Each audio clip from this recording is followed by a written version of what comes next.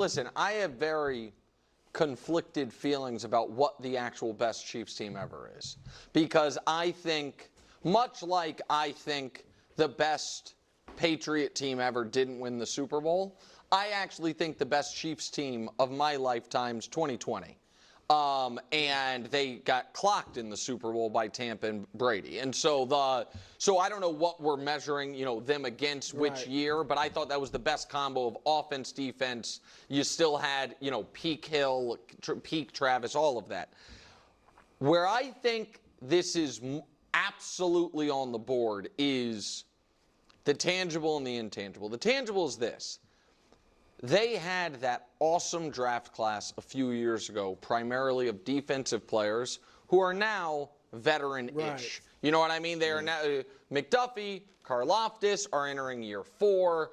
Chris Jones is still great. This definitely has a chance to be the best Chiefs defense, the best defense of the Mahomes era.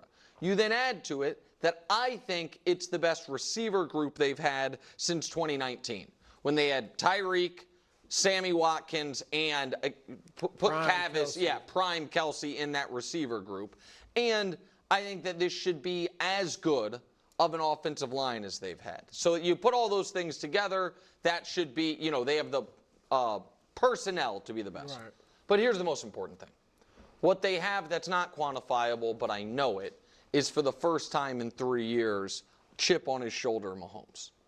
So the last time they had chip on his shoulder Mahomes was after the first time, in my opinion, and the only time actually, Patrick has truly failed as a pro, which was the second half of the AFC Championship game in 2021, and then they traded Tyreek Hill, and then there was real, I think, legitimate doubt amongst the media who is the best quarterback in football. Mahomes hadn't won Super Bowl in a couple years. Right. He had just played poorly. Burrow had, beaten him. They had traded away Hill. And he responded that year by having 5,600 yards and 45 touchdowns in the regular season. That's a record for yards. 6,553 if you include the playoffs. With a skill position group that was, aside from Travis, Juju Smith-Schuster, MVS. Their leading touchdown receiver was Jerick McKinnon. Their leading rusher was a 7th-round rookie. And they went 17-3 and scored 30 points per game. And I think that was, I've got something to prove to you guys, Patrick. I think they have that Patrick back and the right personnel. So, yes, I think this absolutely could be the best. Nick almost had a great take there, and then he had to ruin it by fluffing up what happened in 22, that it was all because he had something to prove and he had a chip on his shoulder. It's not what happened.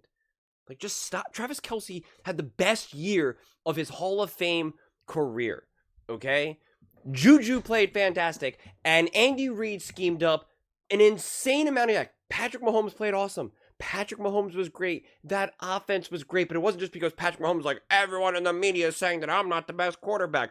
I'm going to prove everyone wrong now. It's not what happened. They had the best offensive line in the NFL. They had a 75% pass block win rate.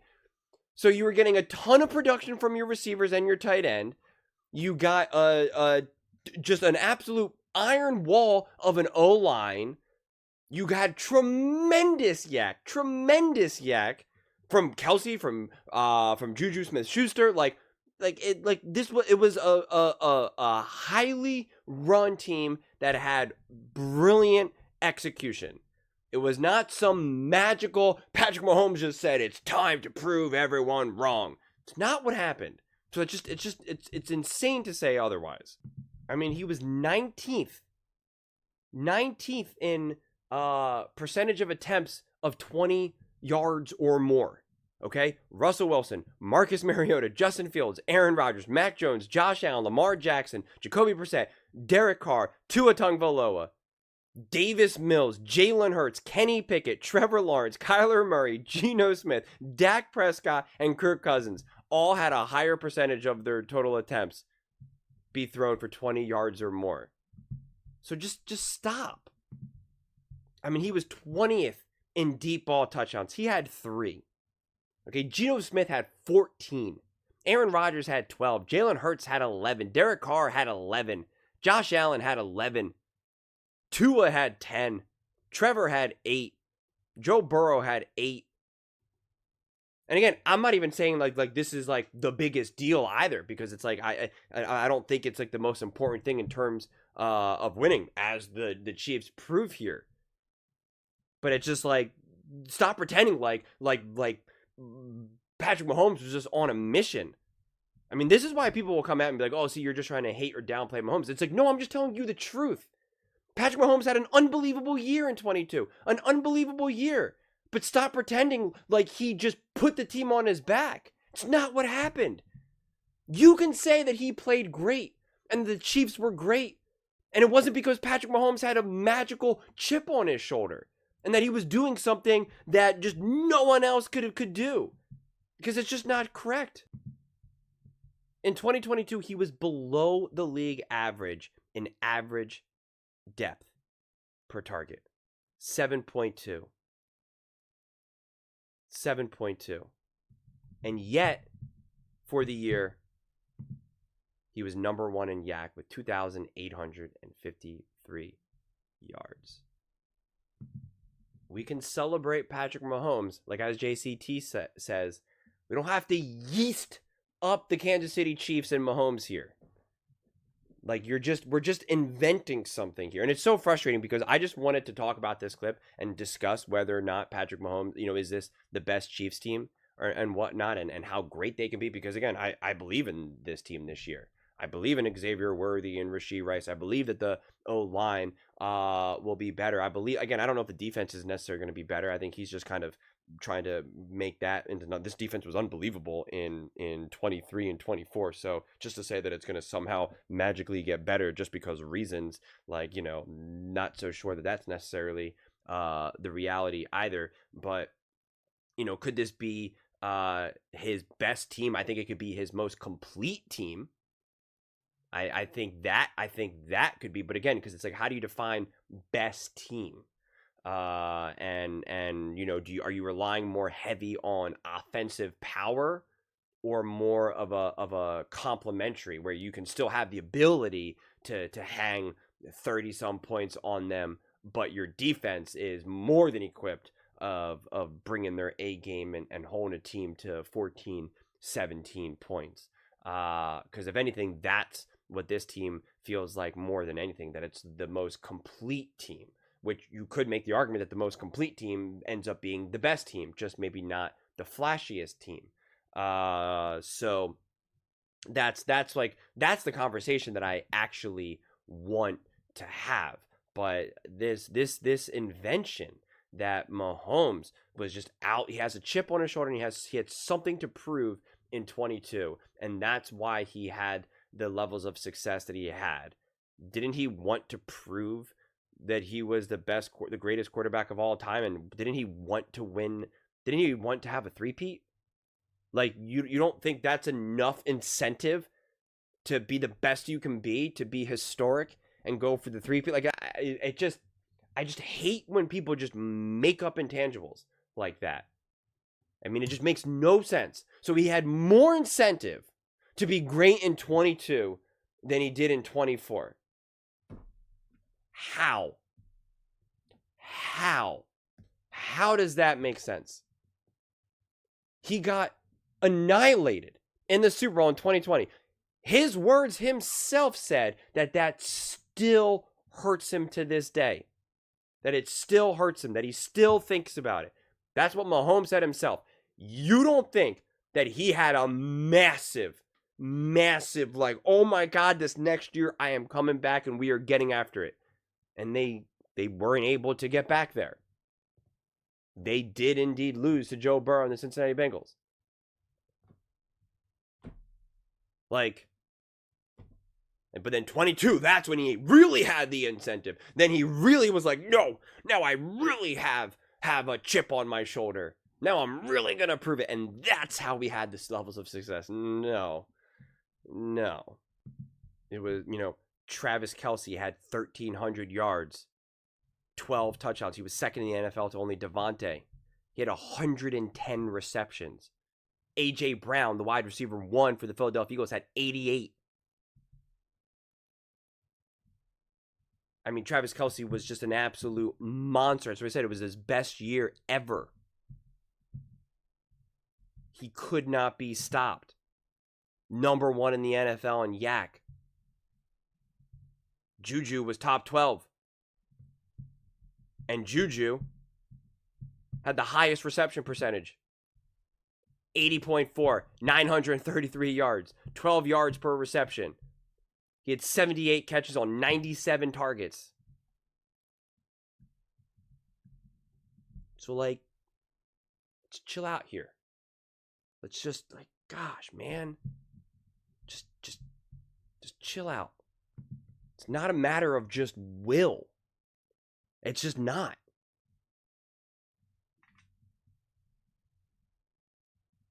So, I do think that this team has the potential to be the most complete team. Do I think that this offense can be as potent as it necessarily was with Travis Kelce and Tyreek Hill in their prime? Probably not. But does it matter? Because what Andy Reid and Patrick Mahomes were able to show, what they were able to do in 22 when they had the protection and they had the ability to get tremendous amount of yards after catch and get guys open in space, right? We know that, and our Xavier Worthy and Rashee Rice and Hollywood Brown are clearly more than enough able to do that. Now Travis Kelce is obviously not who he was in 22 compared to what he is now in 25, so you have to factor that in, but I'm not so sure that matters as much right now. The question mark is with Rashee Rice and his suspension and how much, but that defense, although the defense in 22 was obviously really great as well, they were top in the NFL in getting to the quarterback. This defense this year will most definitely be better from a points scored against standpoint, which obviously matters. I also think in 22, their run defense was top 8 in yards and was very high level in not giving up a lot of rushing touchdowns. They were, top 6 in giving up rushing touchdowns. And I think in 22, that mattered less than right now, because I think the pendulum has officially swung back in this idea of like running back, run the ball, especially within division, which is what we want, which is what we know the Chargers want to do, what the Broncos want to do. And so I think having a run stop defense and forcing those teams, those quarterbacks, Geno Smith and now Ashton Genty, right, forcing them more in throwing situations tremendously helps the Kansas City Chiefs. So I do think it's interesting. I definitely do think it's interesting, the idea of having a more complete team, and a level of versatility that you can have with players like Hollywood Brown, Xavier Worthy, Rashee Rice, and a Travis Kelce. Again, Travis Kelce is obviously the question mark in terms of what you're going to ask him to do throughout this season, which feels like it's potentially his last season of his career. So who really knows how that unfolds? But I do think that this offense offers a versatility in a way that they definitely did not have in 2022, and that they even didn't have in 2019, 2021. But I'm fascinated to see what someone like Andy Reid and Mahomes can do with that level of versatility, especially with a defense that is clearly more than capable of holding their own. So the real question emerges, is the O-line good enough to be able to allow that level of versatility and creativity that Andy and Mahomes want to get after? I don't think it's a matter of just getting these big splash 25, 30-yard passes and all of that, because that's what we had seen back in the days of Tyreek Hill. Like, this is why when I showed you the passing depth percentage and all of that, Patrick Mahomes is top four here, 1, 2, 3, 4, 15.9%, and in 22 he dropped down under 10%. Like that's what I'm trying to highlight here. Like it's just it's different tools and different approaches and facing different defenses.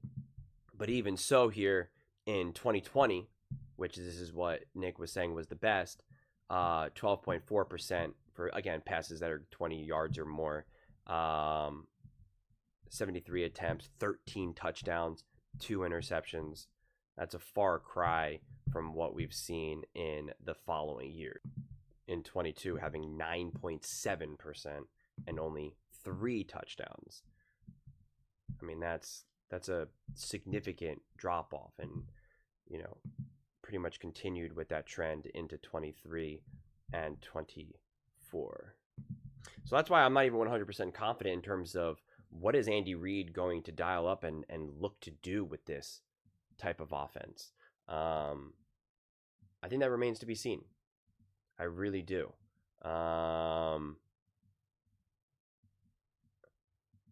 Yeah, I'm actually in some ways more of a fan and have more confidence with an offense that looked like in 22 rather than what we saw in, say, 2020 or 2019, 2018, because I feel as though an offense like that from 22, it travels more, it's more resilient, it's going to be more scheme based rather than just, hey, let's just take shots down the field and hope we come up with it.